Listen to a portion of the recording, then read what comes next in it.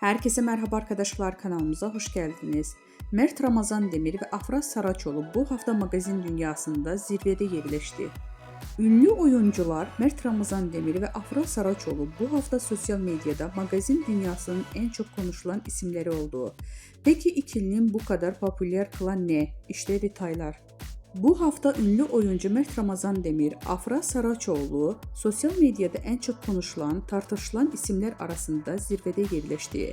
Hem kariyerlerinde hem de özel yaşamlarında dikkat çeken gelişmeler yaşayan Demir ve Saraçoğlu takipçiler ve magazin dünyasında merak içinde bırakmaya devam ediyor. Mert Ramazan Demir son dönemdeki projeleriyle adından sıkça söz ettiriyor. Genç oyuncu son olarak bir dizi projesinde başrollerini oynayarak büyük bir çıkış yakaladı. Hakkında çıkan dedikodular ve özel hayatına dair sorular ise Demir'in sosyal medyada yoğun bir şekilde konuşulmasına neden oldu. Öyle ki Demir'in hem sahnede performansı hem de gizemli özel hayatı hayranları tarafından büyük bir ilgiyle takip ediliyor.